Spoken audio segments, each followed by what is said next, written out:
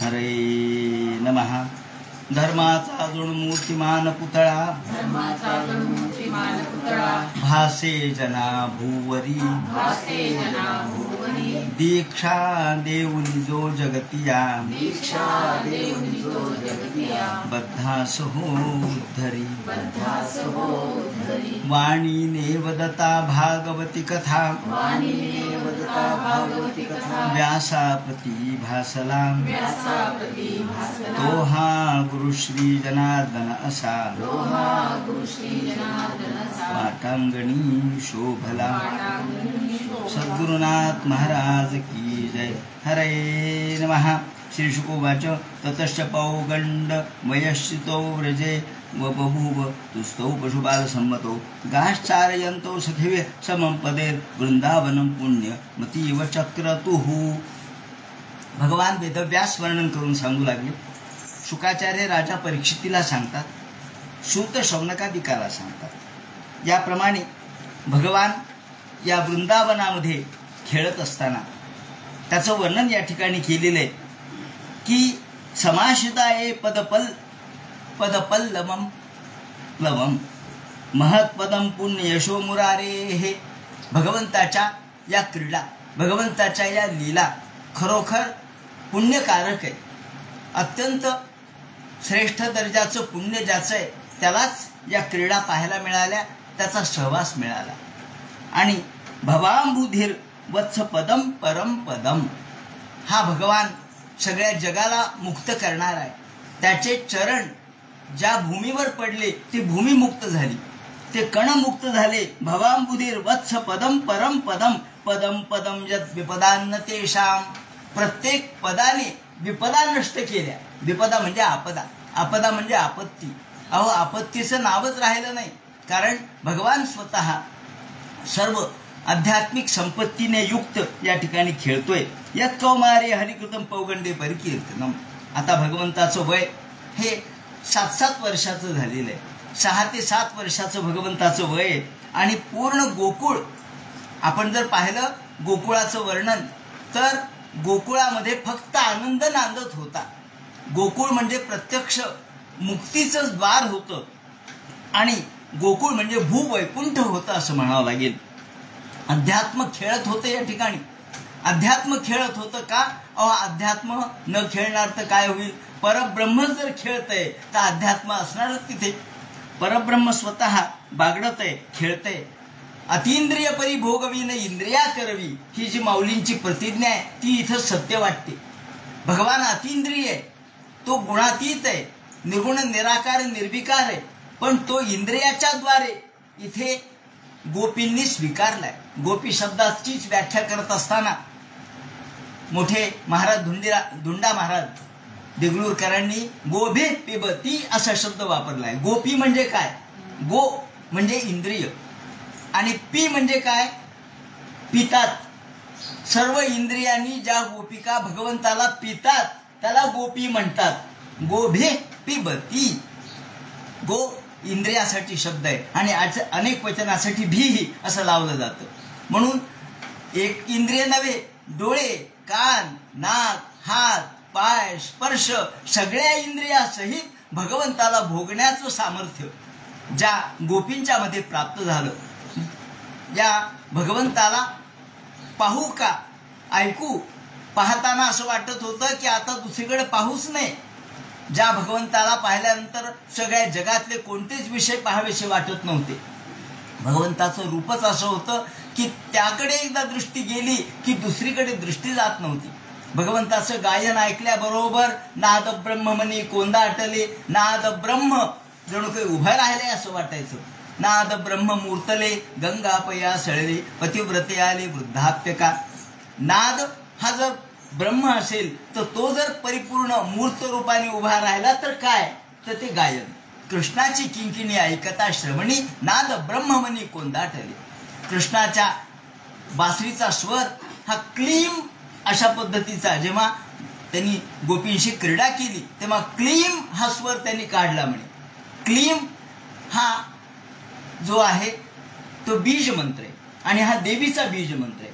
त्याच्यातही इच्छा पूर्ण करणारी या अर्थाने. श्रीम सुद्धा देवीचा मंत्र आहे, पण ती संपत्ती प्राप्त करून देणारी देवी आहे. ज्या 8 प्रकारच्या देवी आपण मान्य करतो त्यामध्ये श्रीम हाही देवीचा बीजमंत्रच आहे, पण त्यातून संपत्ती प्राप्त होते. आणि क्लीम शब्दाने त्या देवीपासून आपल्या सर्व इच्छा परिपूर्ण होतात. म्हणून बासरीतून क्लीम हा नाद भगवंतांनी काढला. ते म्हणतात अशा भगवंताच्या या क्रीडा पाहत असताना यशोदा काय, रोहिणी काय, सगळ्या गोपिका एवढ्या तल्लीन झाल्या की त्या नादाने सगळी देहस्मृती नष्ट झाली, आत्मविस्मृती झाली. मी कोण आहे, मी माझे नाठवे, मला स्वतःला मी कोण आहे हे आठवेना. ही आध्यात्मिकता आहे, ही आध्यात्मिक तल्लीनता आहे. ही तल्लीनता गोकुळामध्ये निर्माण झाली. तटस्थ झाले, फक्त पाहतच राहिल्या. अहो कृष्ण संरक्षण यशोदा रोहिणी तटस्थ इक्षणी पाहत ठेल्या. कृष्णदयार्णवानी याचं वर्णन केलेलं आहे. कृष्णदयार्णव हे फार मोठे भक्त होते, संत होते. पैठणला त्यांचा मठ आहे, अनेक ठिकाणी मठ आहे. अहो बीडला सुद्धा कौस्तुभाचा मठ हा कृष्णदयार्णवाचाच मठ होता, पण आता तो राहिला नाही. तेव्हा कृष्णदयार्णवांनी सगळ्या भारतभर मठ स्थापना केली. 350 मठ आहेत त्याचे एकूण सगळ्या भारतामध्ये. तर मोहरी या ठिकाणी मठ आहे, तसाच पैठणला आहे. वेगवेगळ्या ठिकाणी हे मठ असतात. मुंगी पैठणला मठ आहे त्यांचा.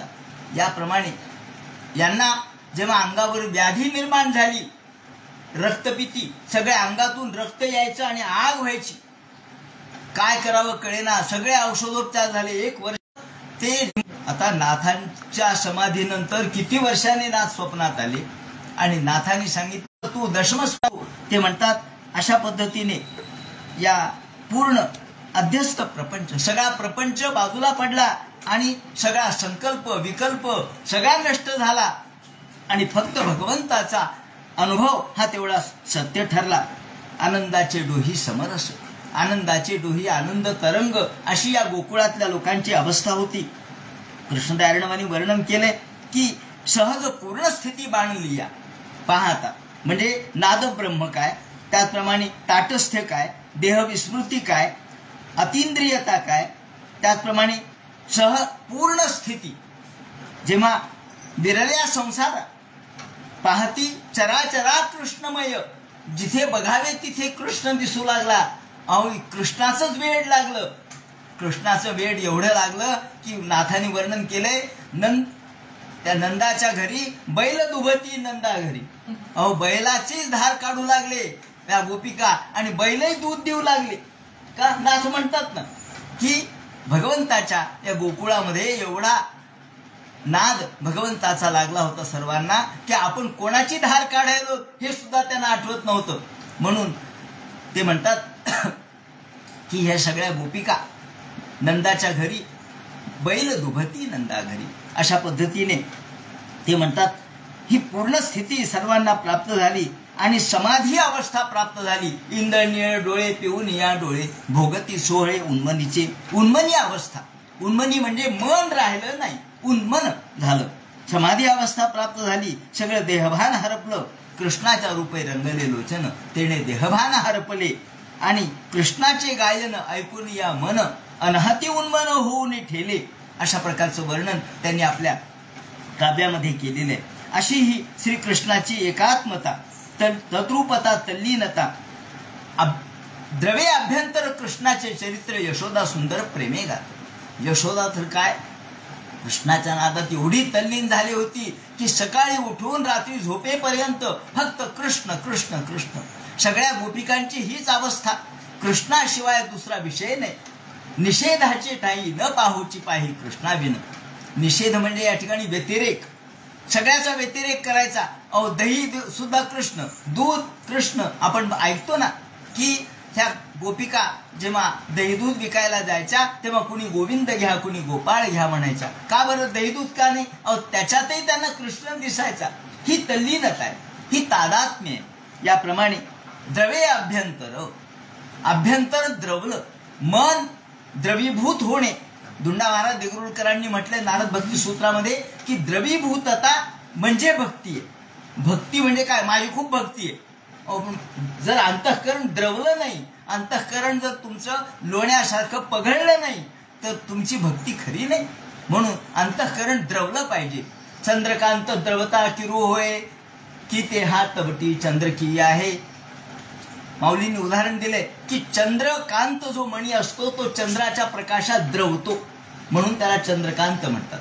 सूर्यकांत हा सूर्याच्या प्रकाशात द्रवतो. चंद्रकांत द्रवता किरू होय परी ते हातवटी चंद्रकी आहे. पण ही हातवटी कोणाची आहे? चंद्राची आहे. चंद्रामुळे चंद्रकांत मणी द्रवतो. भगवंतामुळे भक्त द्रवीभूत होतो. भक्त हा द्रवीभूत होतो. त्यात भक्ताचा मोठेपणा असल्यापेक्षा भगवंताचा मोठेपणा आहे. भगवंताची ती कृती आहे म्हणून ते म्हणतात याप्रमाणे हे द्रव्य अभ्यंतर कृष्णाचे चरित्र यशोदा सुंदर प्रेमे गात. ही किती तल्लीन होती ही यशोदा. त्यांच्या गाण्यामध्ये चिंतनामध्ये त्यांनी वर्णन केले. गोदोहना बैसली गोपदारा पात्रांतरी वाजती क्षीरधारा. पूर्ण गोकुळ जेव्हा प्रत्येक जण गायीची धार काढत होतं तेव्हा गायीची धार त्या पात्रामध्ये चुळूंग चुळूंग चुळूंग आवाज यायचा. ह्या सगळ्या गोपिका धारा काढायच्या. गोदोहना बैसली गोपदारा. गोदोहनासाठी बसली खरी पण पात्रांतरी वाजती क्षीरधारा. त्याच्यातून आवाज काय येत होता ते म्हणतात. तेणेश्वरे मंजुळ गीत गाती गोविंद दामोदर माधवेती. त्याच्यातून आवाज गोविंद दामोदर माधव असा येत होता म्हणे. दुधाचा आवाज येत नव्हता. तिथे दुसरा आवाज नाही, तिथे दुसरा शब्द नाही, तिथे दुसरी जाणीव नाही. भगवंतामध्ये एवढी तल्लीनता सर्वांची झालेली आणि त्यामुळं पदम पदम विपदान्न ते शाम. अहो मग प्रत्येक पाऊल हे त्यांचं पुण्यकारक आहे. असं म्हणतात की नारद एके दिवशी गोकुळामध्ये आले आणि रडू लागले. ते म्हणाले अहो ब्रह्म ब्रह्म म्हणजे काय असतं ते मला इथं कळालं. मी जर या ठिकाणी धुळीचा कण झालो असतो तर मी मुक्त झालो असतो. मला एवढं जप तप करायची गरज लागली नसती. आणि म्हणून गोकुळ हे कसं होतं तर पूर्ण भूवैकुंठ. गोकुळाच्या सुखा अंत पार नाही लेखा असं म्हटलंय ते या अर्थाने. येत ते सर्वमाख्यातम. आणि मग आता या ठिकाणी कृष्णाशिवाय दुसरा विषय नाही. गोप असो गोपी असो आई असो वडील असो नंद असो वासरा असो गायी असो. अहो गायी सुद्धा कृष्णाला चाटत होत्या. काय त्यांना माधुर्य त्यात लाभत होतं काय माहित. वासरं कृष्णाच्या भोवती फिरायचे. गोपाळ कृष्णाच्या भोवती कृष्णा कृष्णा करायचे. आणि कृष्ण हे सर्वावर सारखं प्रेम करणारे होते. कोणी कसाही असू द्या. तो पांगळा असू द्या, तो आंधळा असू द्या, तो बुटका असू द्या, तो काळा असू द्या, कृष्णाला तो आवडायचा. दुपांडी नाचणारा हा सुदामा. सुदामा आवडायचा कृष्णाला. तो गुळपोळी आणायचा म्हणून सुदामा आवडे. कृष्णाला सुदामा आवडायचा. दररोज तो गुळ पोळी आणायचा. उद्या आण बरं का मला फार आवडते. कृष्णाला त्याची पोळी आवडायची. आणि कृष्णाला त्या ठिकाणी सोंगड्या थोंगड्या असो बोबड्या असो. एक बोबडाच मुलगा होता आणि तो कृष्णाला आवडायचा. तो म्हणायचा कृष्णा म्हणता येत नव्हतं त्याला. नामदेव महाराजांनी अभंग केला. कुतना म्हणायचा. ए कुतना.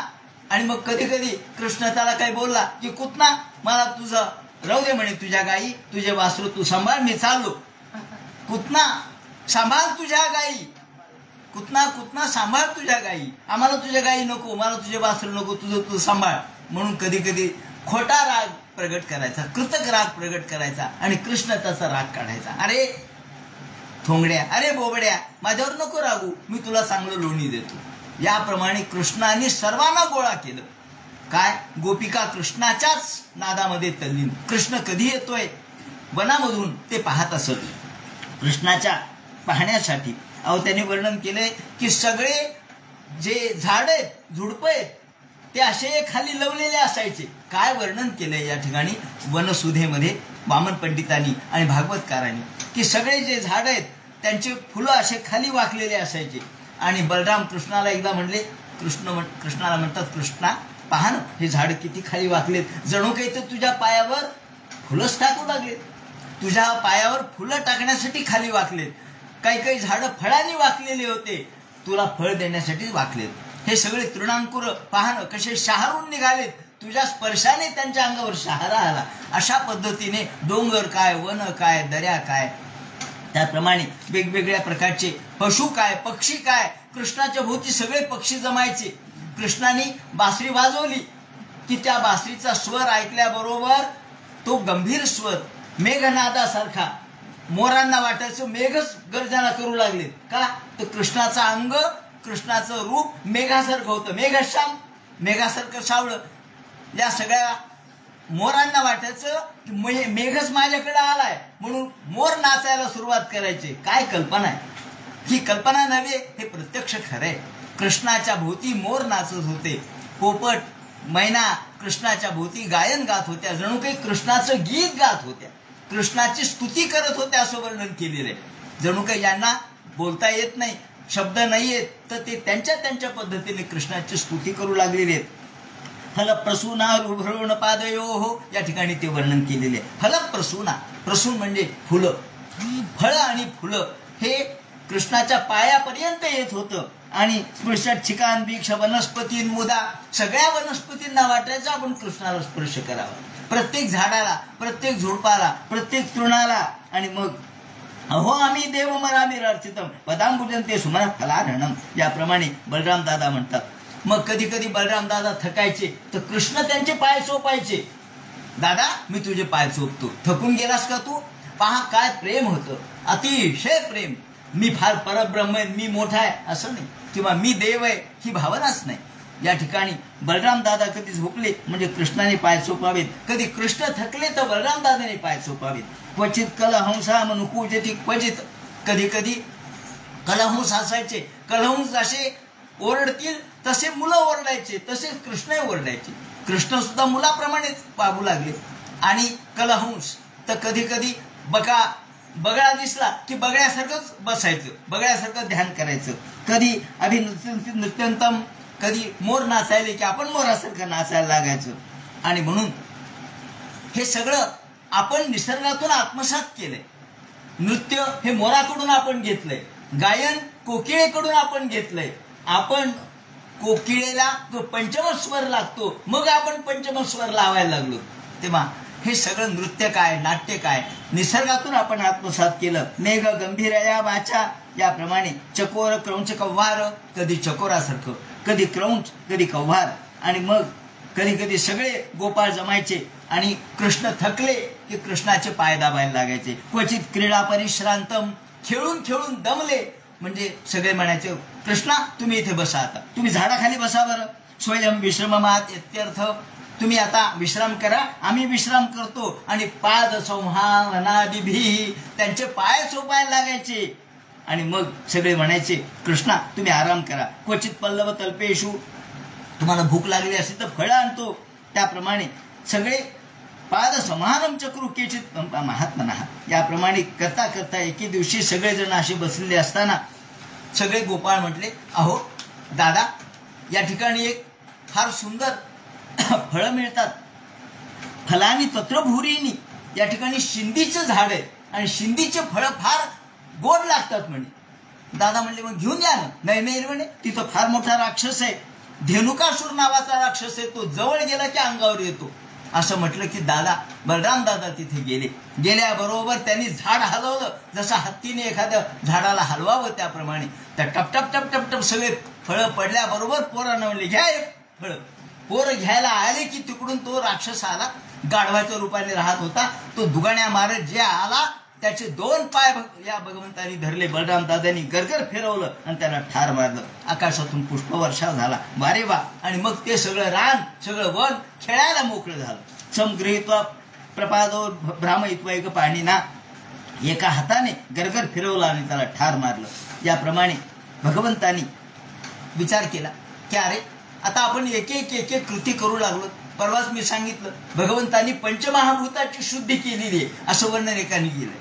पंचमहाभूताची शुद्धी, जेव्हा भगवंताने आपल्या तोंडामध्ये पृथ्वी आप तेज वायू आकाश सगळं दाखवलं, तेव्हा पृथ्वीची शुद्धी केली, भूमीची शुद्धी केली. माती खाल्ली ना म्हणजे भूमीची शुद्धी केली, मृत्तिका भक्षण. आणि मग लहानपणी माती खाल्ली, त्यावेळेला बलराम दादाने सांगितलं आई हे बा यांनी माती खाल्ली, तू माती खाल्ली का रे? कृष्ण म्हणाले नाही आई, हा खोटं बोलतोय म्हणे बलराम दादा. दादा खोटं बोलतोय. बघू बरं. आ म्हणून दाखवलं तर संपूर्ण द्वीप, भूगोल, खगोल, समुद्र, पाताळ सगळं दिसलं. दुसऱ्यांदा दाखवलं तेव्हा पृथ्वीची शुद्धी माती खाऊन केली, अग्नीची शुद्धी या ठिकाणी दावाग्नी गिळून केली. दावाग्नी 12 गाव अग्नी गिळला, त्यावेळेला अग्नीची शुद्धी केली. वायूची शुद्धी ज्या वेळेला तृणावर्ताला मारलं तेव्हा वायूची शुद्धी केली. त्यानंतर व्योमासूर नंतर पुढे आलेला आहे, त्यातून आकाशाची शुद्धी केली. पृथ्वी, आप, पाण्याची शुद्धी आता करायची वेळ आली. म्हणलं आता पाण्याची शुद्धी करायची. विलोक्य दूषिताम कृष्णाम कृष्ण कृष्णाहिना विभू. पाहिलं विलोक्य, पाहिलं काय पाहिलं? दूषिताम कृष्णाम. ही कृष्णा, ही यमुना दूषित झालेली आहे. या ठिकाणी आता नदी शुद्धीकरणाचा प्रकल्प भगवंताने हाती घेतला होता. किती मिळावं गव्हर्नमेंट कडून? सेंट्रल. ते म्हणे अवकाशाला. हे सेंट्रल गव्हर्नमेंट आहे. त्यांना कोणाची गरज नाही, त्यांना कोणाच्या पैशाची गरज नाही आणि कोणाच्या उपकाराची गरज नाही. विलोक्य दूषिताम कृष्णा. कृष्णा तिचं नाव कृष्णा. कृष्णा म्हणजे ही यमुना. आणि कृष्ण म्हणाले की माझं नाव कृष्ण आहे, हिचं नाव कृष्ण आहे, मला तिला आता शुद्ध करावं लागेल. म्हणून कृष्णा हिला शुद्ध करण्यासाठी भगवंतांनी एक लीला केली. काय केली? मग ते म्हणे काय केली मला सांगा. पर्यावरण रक्षण हे भगवंताने कसं केलं ते सांगतात. मुलं खेळत होते. खेळता खेळता त्यांचा चेंडू त्या नदीमध्ये पडला, डोहामध्ये पडला. तिथं कालिया सर्प राहत होता. दुष्टाम नदींचं खळ्य. भगवंताने विचार केला माझा अवतार कशासाठी झालाय? खल संयम नावतारा. माझा अवतार खलाचं नियंत्रण करण्यासाठी झाला, संयमन करण्यासाठी झालाय.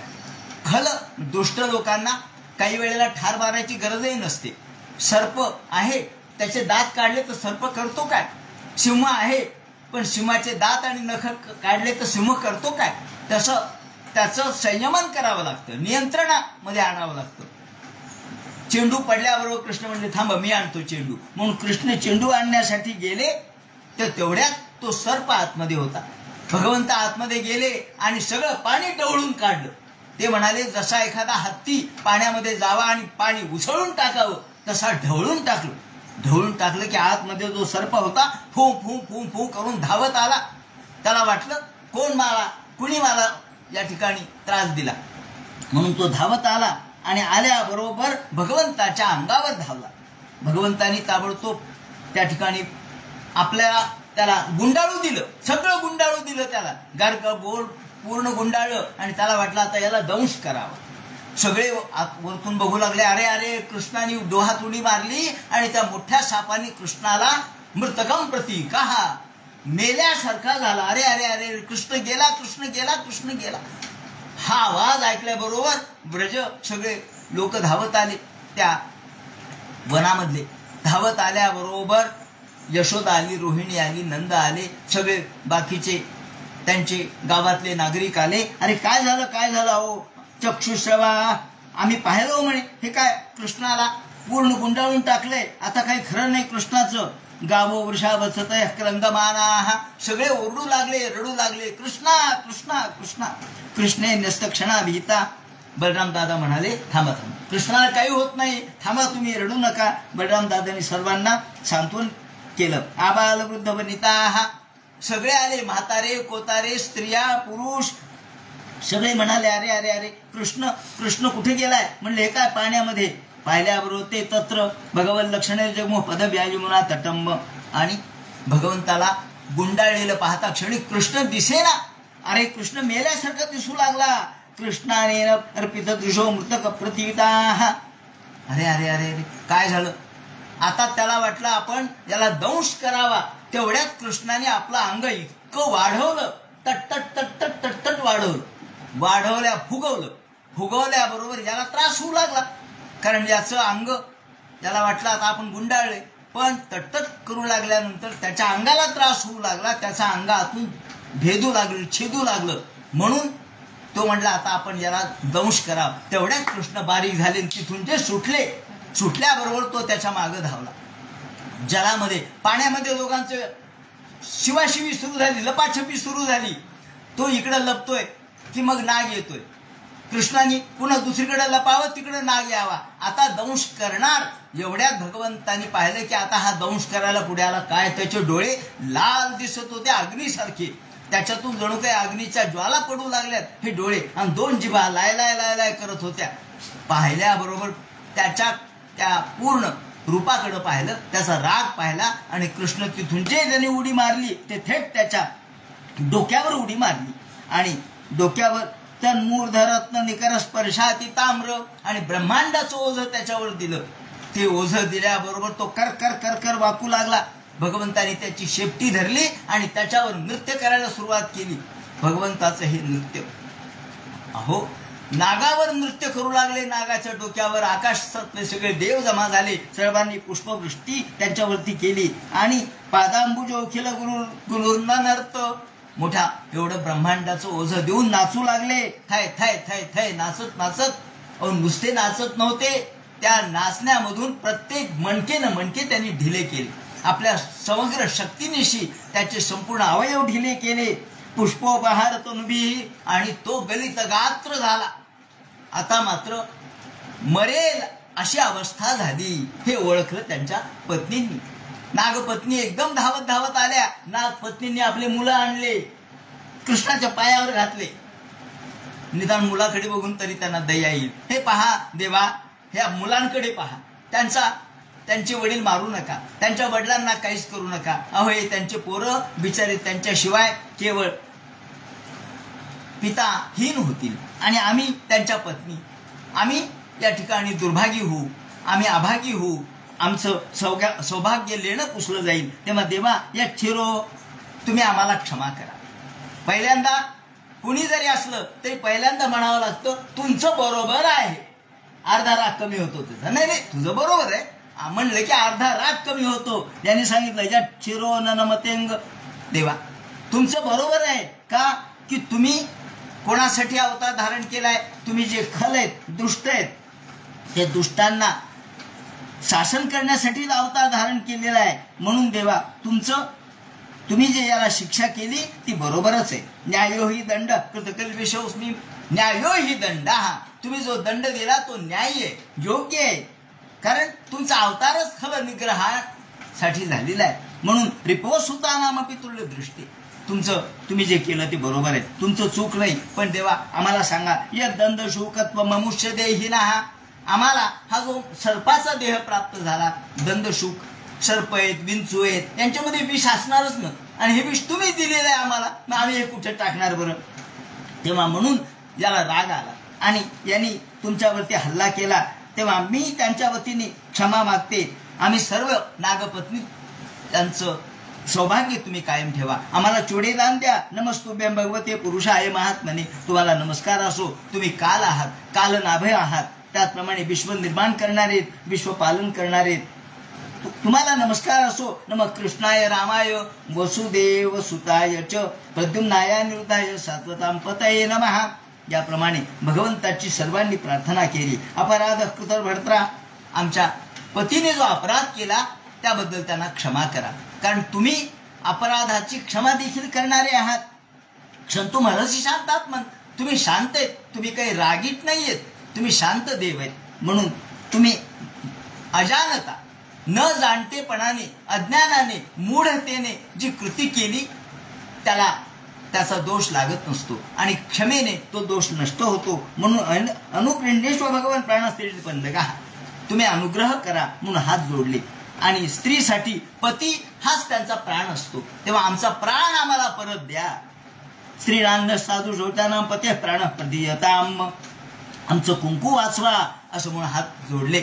भगवंतांनी पाहिलं, आपले पोरं त्यांच्या पायावर घातले. भगवंतांनी त्यांना आशीर्वाद दिला, आणि हा तर मूर्छित झालेला होता. आता याला जाग आली. मूर्छित अवस्थेतून तो जागृत झाला. जागृत झाल्याबरोबर त्याला कळलं की हे परमात्मा आहे. त्याने हात जोडले आणि तो म्हणाला, वयम खला असं होत पत्या तामसा दीर्घ म्हणेवा. देवा आम्हाला राग आहे हे बरोबर आहे, पण हा राग तुम्हीच दिलेला आहे आम्हाला. कारण आम्ही जर राग केला नाही तर आम्ही वाचू का. एक उदाहरण असं आहे की एक नाग चाललेला होता रस्त्याने, आणि सर्पच रस्त्याने चालला, नाग चालला, तो सगळ्यांना फुंक फुंक फुंक करत होता. तिथे एक साधू होते. साधू चालला, साधूच्या अंगावर फू केलं. साधू महात्मे होते, ते म्हणले आजपासून कोणालाही त्रास द्यायचा नाही, फुंफू करायचं नाही, गप्प राहायचं. तो म्हणाला बरं महाराज. आणि मग कोणालाही तो फुंफुं करत नव्हता, कोणाला चावा घेत नव्हता. कुणी दगड मारले तरी शांत बसायचा. मग लहान लहान मुलं दगड मारू लागले, कुणी त्याला खेळू लागले, कुणी त्याच्याबरोबर एखाद्या काठीनं त्याला डिवचू लागले, त्याला बाजूला फेकू लागले, तरी तो लोळा गोळा होऊन पडायचा. साधूंनी सांगितलंय ना काय करावं. पुन्हा काही 8-15 दिवसांनी साधू पुन्हा यायले होते, तेव्हा तो दिसला रस्त्याच्या कडेला. अरे म्हणे तुझी अशी अवस्था का झाली. ते म्हणे महाराज तुम्हीच सांगितलं कोणावर राग करू नको. मी राग जर सोडला तर माझी अवस्था अशी झाली. लोक चिंधीसारखी अवस्था करतात. मग साधू म्हणाले नाही तो राहू दे, बरोबर आहे, तुझा राग तुझ्या संरक्षणासाठी दिलेला आहे. नागाला जो राग आहे तो त्याच्या संरक्षणासाठी. या ठिकाणी हा म्हणतो कालिया देवा तुम्हीच मला राग दिलाय. स्वभाव दुसऱ्योनाथ लोकांचा ग्रहा वयनछत्र भगवान सर्पात जातुर म्हणजे वाहा. आम्ही जात्याच जन्मतःच आमच्यामध्ये राग आहे, तो आपणच दिलेला आहे. आणि तो आम्ही कसं काय सोडू शकतो सांगा बरं. कथम त्याच्यामज स्वमायाम दुसऱ्या मोहिताम स्वयं. अहो लोकांना आपला स्वभाव सोडता येतो का. नाही. माणूस स्वभावाचा गुलाम असतो. स्वभाव हा माणसाला बदलता येत नाही. तसा आमचा स्वभावच रागीट आहे, आम्ही कसा बदलणार. मग भगवंतांनी सांगितलं ठीक आहे बरोबर आहे. आता तुम्ही असं करा, समुद्रामध्ये रमणक नावाचं क्षेत्र तिथं जा. रमणक नावाचं एक द्वीप आहे, त्या द्वीपामध्ये समुद्रामध्ये होतं ते, त्या ठिकाणी जा. असं म्हटल्यावरती म्हणे महाराज मला गरुडाची भीती आहे. तुला गरुड काही करणार नाही. माझे पदचिन्ह तुझ्या डोक्यावर पाहिल्यानंतर तुला गरुड काही करणार नाही. असं म्हटल्यावर राजाने प्रश्न विचारला महाराज गरुडाचं न्याचं काय वाकडं होतं. मग त्याने सांगायला सुरुवात केली की एकदा नागालयम रमणकम, रमणक नावाचं नागालय त्यांनी का सोडलं ते सांगतात. गरुड हा प्रत्येक वेळेला नाग येऊन खायचा, गरुडाचं खाद्यच आहे. मग सगळ्या नागांनी एके दिवशी गट्टी केली आणि म्हणाले हे सगळे नाग हा गरुड खातो, त्यापेक्षा आपण त्याला दर महिन्याला बळी अर्पण करत जाऊ. दर महिन्याला वानस्पतिक बळी या नागाला द्यायची, या गरुडाला द्यायची. आणि मग तसा ठरावही झाला की दर महिन्याला तुम्ही वानस्पतिक बळी देत जा, मी कोणाला खाणार नाही. याप्रमाणे अनेक दिवस चाललं.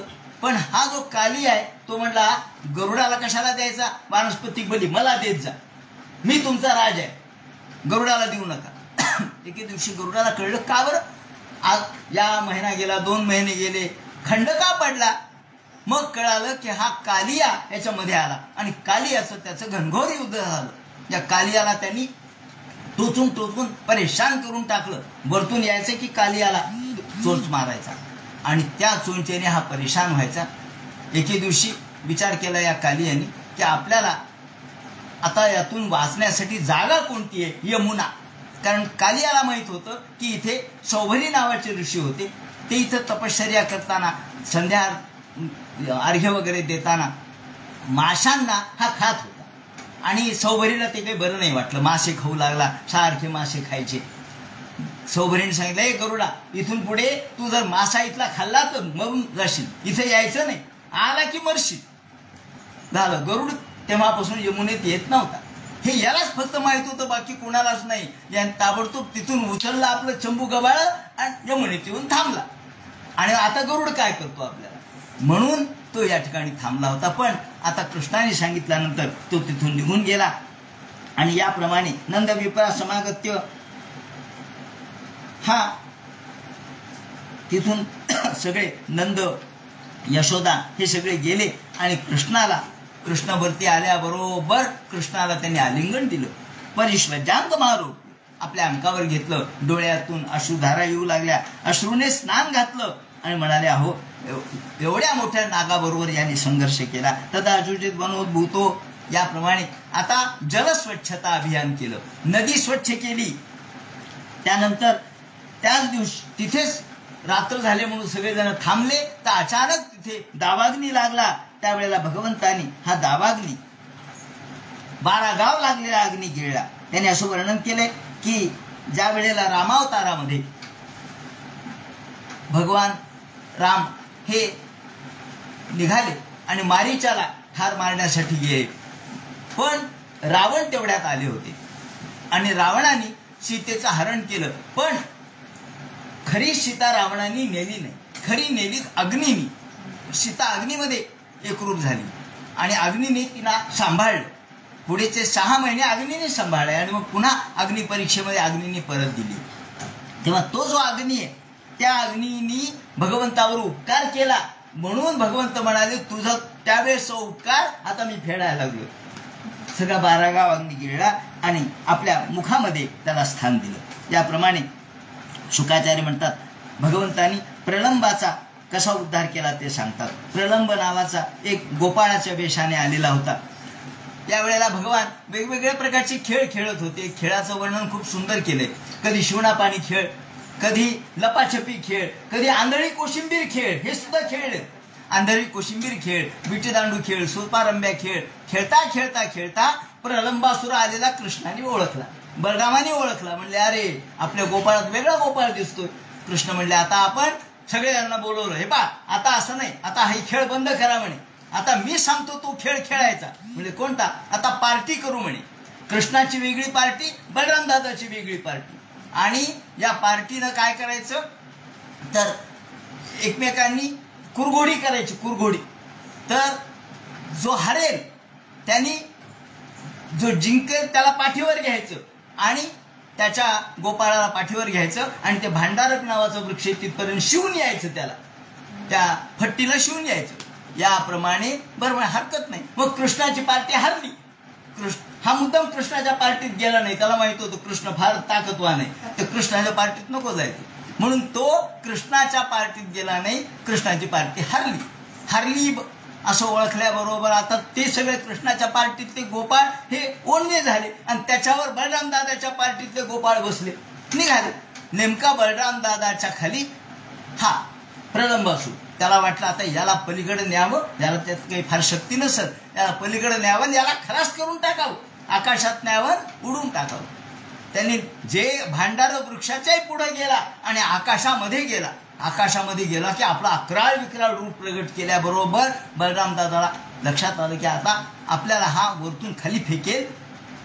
तेवढ्यात भगवंतांनी बलराम दादांनी त्याच्या डोक्यावर अशी मुष्टी प्रहार केला की तो आपला सगळं रक्त ओकून त्या ठिकाणी ठार झाला.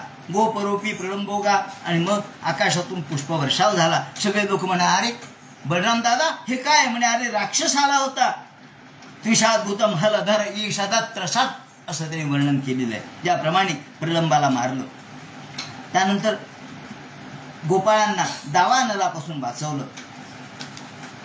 दुसऱ्यांदा पुन्हा दावानल आलेला होता. त्यावेळेला 3 प्रकारच्या अग्नी सांगितले त्यांनी. विषाग्नी, मुंजाग्नी आणि दावाग्नी. हे 3 अग्नी म्हणजे त्रिविध ताप आहेत.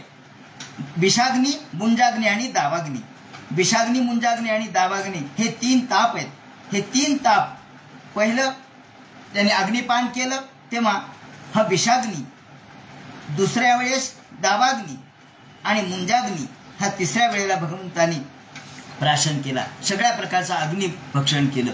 त्यानंतर वर्षा ऋतूचं आणि शरद ऋतूचं वर्णन करायला सुरुवात केली.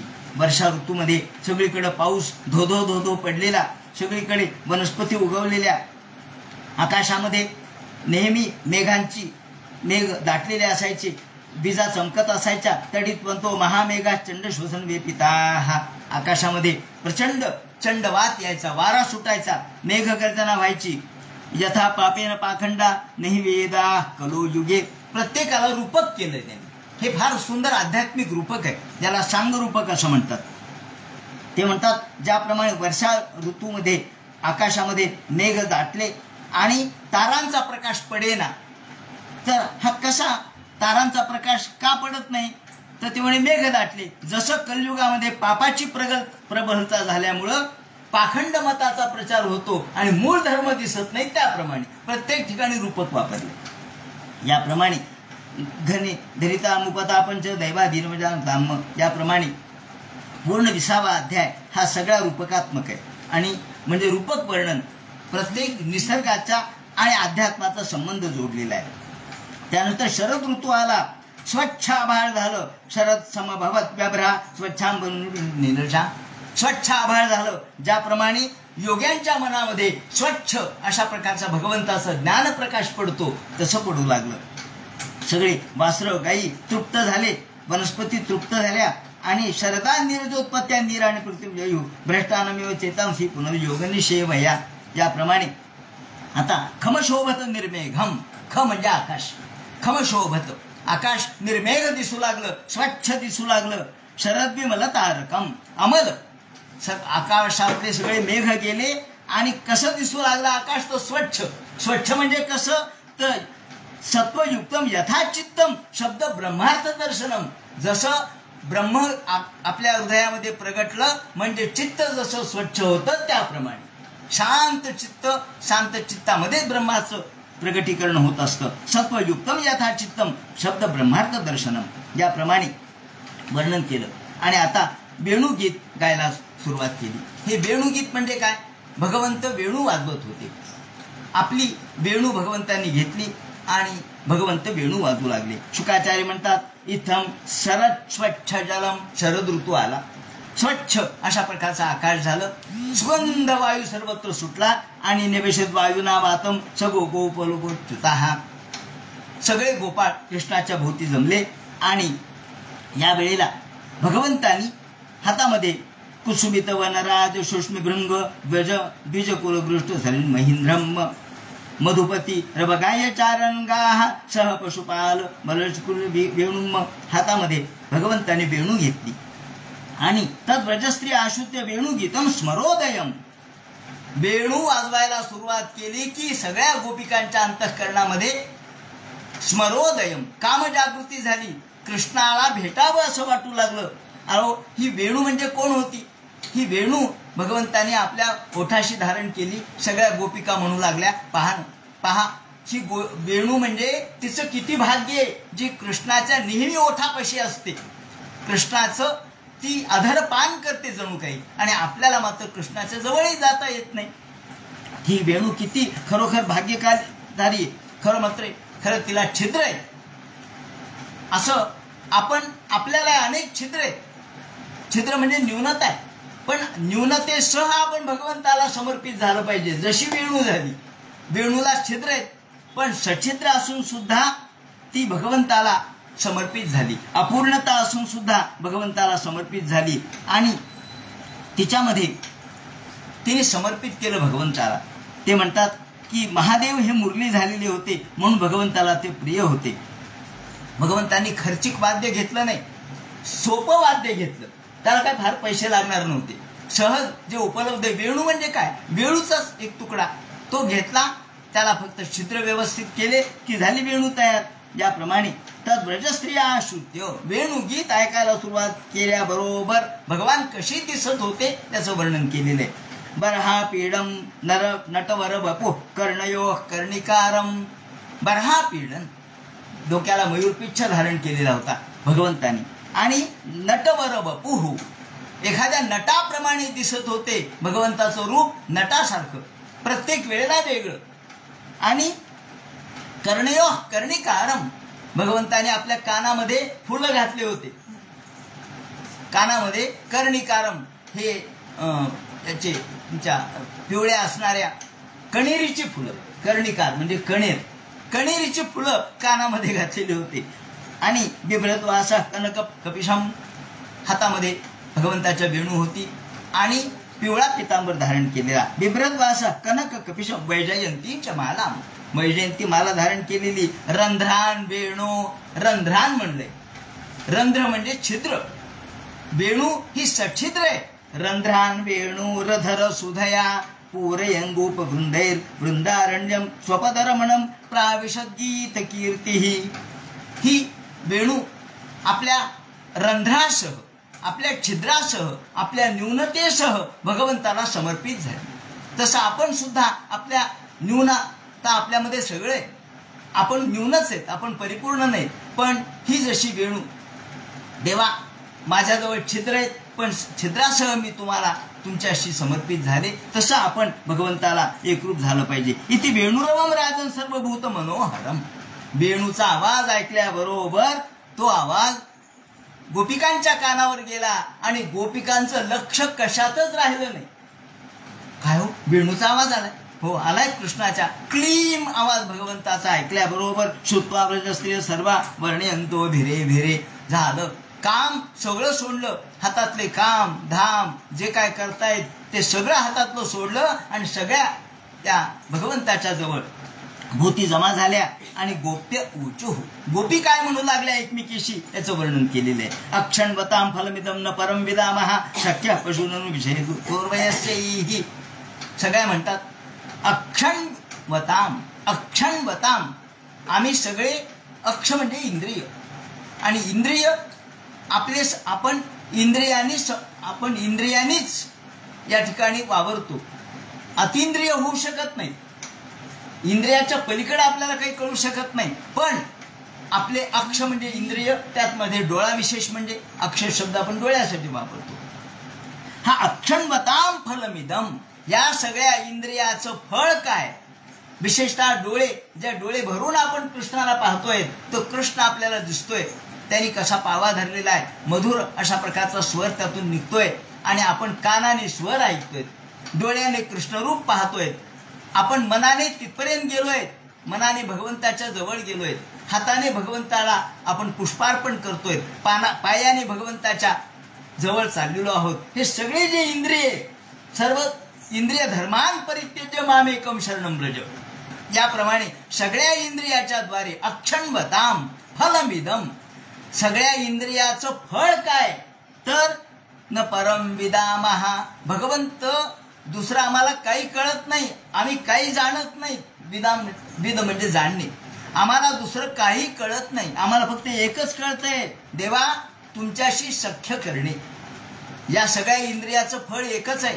ते म्हणजे तुझ्याशी प्रेमयुक्त तुमच्याशी वागणे. एवढंच याचं फळ आहे. वक्त्रम तुझं मुख काय, तुझी चर्या काय, तुझे केस काय, तुझे कुंतल काय, तुझी बासरी काय. यर्वा निपीत मनोरक्त कटाक्षमोक्षम.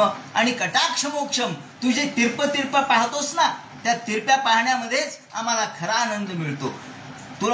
तू असं दाखवतोस मी तुमच्याकडे पाहत नाही पण तू हळूच पाहतोस. कटाक्षमोक्षम शब्द वापरलाय म्हणजे तिरप्या कटाक्षाने तू आमच्याकडे पाहतोयस. आणि च्युत प्रबाल बरस्त बकोलब्ज माला अनुकृत परिधान विचित्र वेश. वेगवेगळे वेश धारण करतो देवा. ही माला परिधान करतो. आणि रंगे यथा नटवरौ. ज्याप्रमाणे एखाद्या रंगपीठावरती एखाद्या रंगमंचावरती जसा एखादा नट त्या ठिकाणी आविर्भाव करावा वेगवेगळ्या प्रकारचे त्याने हावभाव कटाक्ष करावेत त्याप्रमाणे तू करतोयस. आणि क्वच गायमान. तू असं गायन करतोस की आम्ही सगळं विसरतो. भगवंताच्या गायनाने ह्या सगळ्या विसरत होता. भगवंताचे गायन कृष्णाचे गायन ऐकून या मनी अनुहत उन्मनी होऊन ठेले. अनुहत नाद ऐकू येत होता त्यांना. अनुहत नाद फक्त योग्यांनाच ऐकू येतो. जेव्हा कुंडलिनी शक्ती कुंडलिनी जागृती होते ती या मूलाधार त्याप्रमाणे मणिपूर या स्थानातून जात जात जात सहस्र दल कमलापर्यंत जाते. आणि तिथे असलेला कमंडलू जेव्हा कलंडतो चंद्रामृताचं तळ जेव्हा सांडतं आणि तिथून जो नाद येतो त्याला अनुहत नाद म्हणतात. अनुहत म्हणजे न आहत करता नाद. आदळून तर कशाचाही नाद होतो. न आदळता केलेला नाद म्हणजे अनुहत नाद. तो ज्यांना ऐकू येतो ते योगी असतात. पण तुझ्या स्वरात आम्हाला अनुहत नाद ऐकू येतो. त्या ठिकाणी ते म्हणतात गोप्या किंवा कुशलांचं स्मर दामोदर धरासुरपी गोपिका नाम. सगळ्या गोपिका एकमेकीशी बोलू लागल्यात. ह्या कृष्णाशी बोलत नाहीयेत एकमेकीशी बोलतात. का ग त्या कृष्णाने ती बासरी धरली ना त्या बासरीचं किती भाग्य आहे ग. ती बासरी कृष्णाच्या हातात कायम असते आणि ती कृष्णाच्या ओठाशीच असते. आपल्याला तेवढं सुद्धा सुख लाभत नाही ग. दामोदराधर सुधामपी गोपिका नाम. दामोदराचं जे अधर अमृत आहे ते तिलाच प्राप्त होतं. का भगवान हा अधरामृतम न धरामृतम.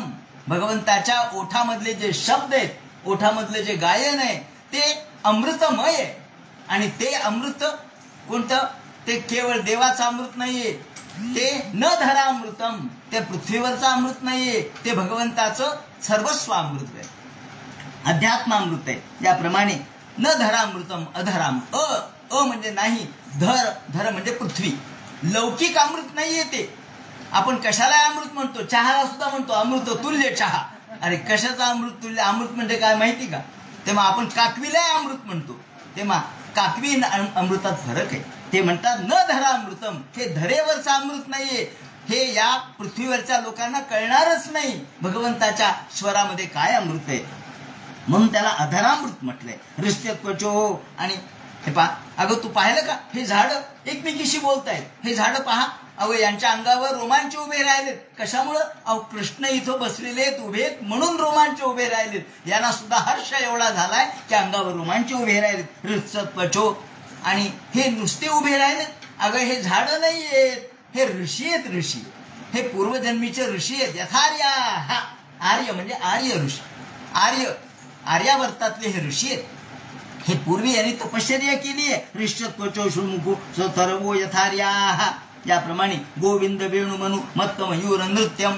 आणि गोविंद जेव्हा हे वेणू वाजवतो आणि त्याच्या मेघश्याम मूर्तीकडे पाहिल्यानंतर मयूरांना असं वाटतं की आकाशामधल्या या ढगांचाच गडगडाट चालू आहे, म्हणून मयूर नाचायला लागलेले. मत्त मयूर नृत्यम प्रेक्षाद्री सांत्वपर समस्त सत्वम धन्याश्व मूढ मत योग्य हिरण्य येता. आता हरिणीकडे बघू लागल्या. पहा ना, त्या हरिणी त्या कृष्णाचं गायन ऐकल्या की जागच्या जागी उभ्या राहिल्यात. पहा ना, ते कशा कान टवकारून उभ्या राहिल्यात. आणि नुसत्या हरिणी नाही आहेत, त्यांच्याबरोबर त्यांचे पती देखील आलेले आहेत. म्हणजे हरणीचं किती भाग्य आहे की त्या पतीसोबत आल्यात आणि आपल्याला मात्र चोरून यावं लागते. ही इतकी सूक्ष्मता वापरली आहे त्यांनी की हरिणीचं वर्णन करत असताना आकर्ण वेणुरितम सहकृष्ण सारा, त्या त्यांच्या पतिराजाबरोबर आल्यात. कृष्णसार म्हणजे काळविटांच्या सोबत आल्यात आणि आपल्याला मात्र चोरून लपून पतीला न सांगता यावं लागतंय. काय ग, आपण किती दुर्दैवी ग. कृष्णम निरीक्षवनितो स्वरूपशीलम शुत्वाच तत्पणे वेणुचित्र गीतम. आणि आकाशात पहा, सगळ्या स्त्रिया जमा झाल्यात, देवस्त्रिया आल्यात आणि या देवस्त्रियांना सुद्धा भगवंताच्या या वेणुगीताचा एवढा नाद लागलाय किंवा त्या इतक्या तल्लीन झाल्यात की त्यांना वस्त्राचं भान देखील राहिलं नाही.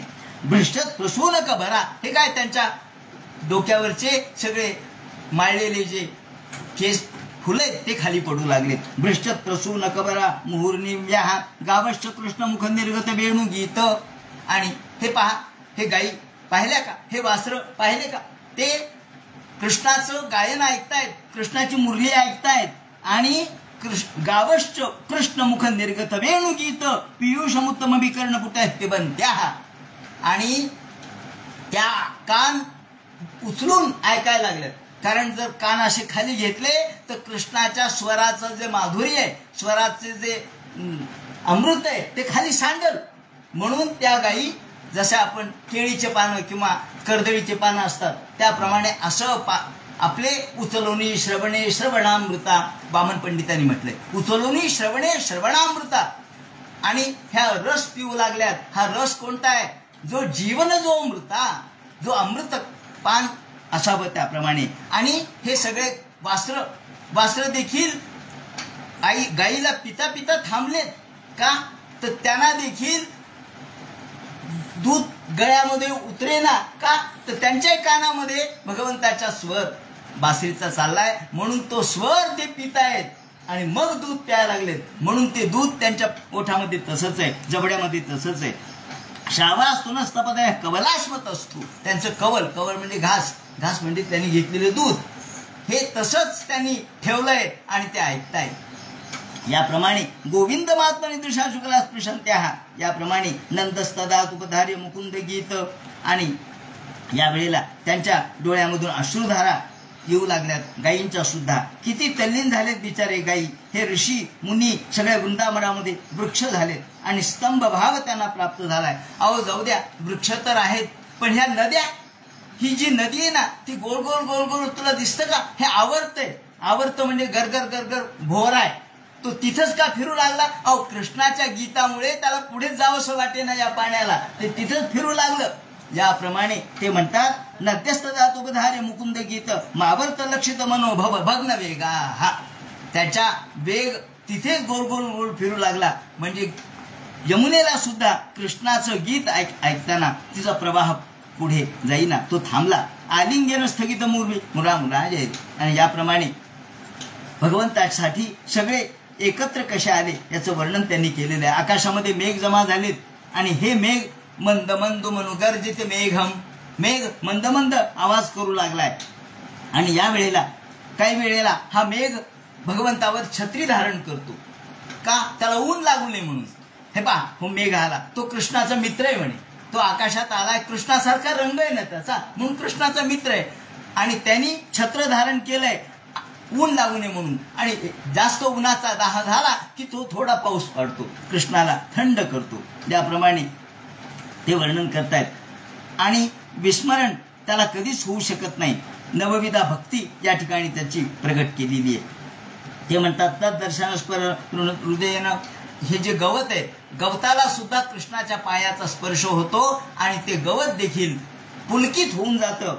आणि कृष्णाच्या पायाला लावलेले जे काही चंदन आहे, किंवा त्या काळामध्ये जर आजच फक्त काश्मीरला आपण म्हणतो इथे केशर मिळतं, तिथे सगळीकडे केशर होतं म्हणे. आणि त्या केशराचा स्पर्श कृष्णाच्या पायाला, कृष्णाचा पाय लाल व्हायचा. ते केशर या सगळ्या गवताला लागायचं. तेव्हा तिथल्या ज्या भिल्लिणी आहेत ते गवत घेऊन जायच्या आणि त्या गवताचं दर्शन घ्यायच्या. ते म्हणायचे, पहा ह्या भिल्लिणी सुद्धा किती पुण्यवान आहेत, ज्याला कृष्णाचा स्पर्श झालेलं गवत त्यांच्या अंगाला त्या लावतात आणि त्या थंड स्वतःला करून घेतात. अस्पंदनम गतिमताम आणि अस्पंदनम गतिमताम पुलकस्तरुणाम, या सगळ्या झाडांच्या अंगावरती रोमांच उभे राहिले. आणि अस्पंदनम, ते झाड जागचे जागी उभे राहिले का, तर इथे कंप भाव निर्माण झाला, त्याचप्रमाणे रोमांच निर्माण झाले आणि स्तंभ भाव या ठिकाणी निर्माण झाला. हे सगळे भक्तीचे भाव आहेत. स्तंभ भाव, कंप भाव, रोमांच, निर्योग.